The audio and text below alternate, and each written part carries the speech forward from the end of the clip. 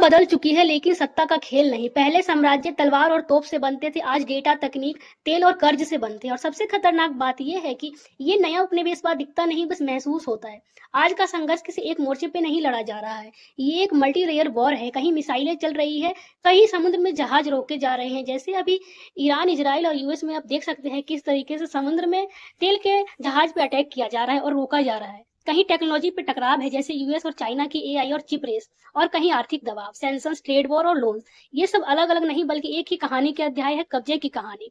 ऊर्जा पुराना हथियार है, लेकिन अभी जो मिडल ईस्ट में चल रहा है, Iran, Saudi Arabia, US, Israel, तनाव सिर्फ राजनीति नहीं, ये ऊर्जा पे पकड़ की लड़ाई है। टेक्नोलॉजी और एआई भविष्य की सत्ता है। 21वीं सदी का असली युद्ध अब आर्टिफिशियल इंटेलिजेंस, सेमीकंडक्टर, डेटा पर है। यूएस और चाइना के बीच प्रतिस्पर्धा सिर्फ इनोवेशन नहीं, ग्लोबल डोमेन की दौड़ है। इसके पास डेटा होगा, वही नैरेटिव बनाएगा। जिसके पास एआई होगा, वही भविष्य तय करेगा। खनिज संसाधन, लिथियम, केबाल्ट, रेयर अर्थ, ये सब आज के सोना चांदी है।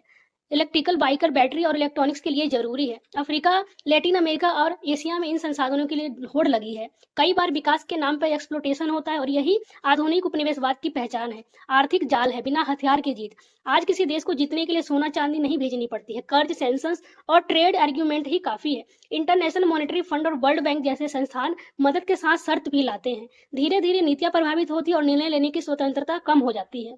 रास्ते पर दुनिया, रास्ते पे कब्जा और दुनिया पे कब्जा। स्ट्रेट ऑफ हॉर्मोन्स, स्वेज नहर और रेड सी, ये सिर्फ पानी के रास्ते नहीं, ग्लोबल इकोनॉमिक की नसें हैं। जो इन पर नियंत्रण रखता है वही दुनिया की रफ्तार तय करता है।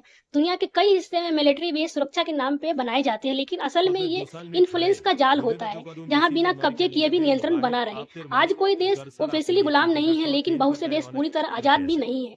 ये डिपेंड है ऊर्जा पे, तकनीक पे, कर्ज पे और ग्लोबल सिस्टम पे। यही है आधुनिक उपनिवेशवाद, डिपेंडेंसी का जाल। आज दुनिया में कोई साम्राज्य दिखाई नहीं देता, लेकिन सत्ता कुछ हाथों में सिमटी हुई है। अब जंजीरें लोहे की नहीं, डेटा, तेल, खनिज और कर्ज की है। और सबसे खतरनाक बात है, ये जंजीरें दिखती नहीं, लेकिन पूरी दुनिया को बांध के रखती है।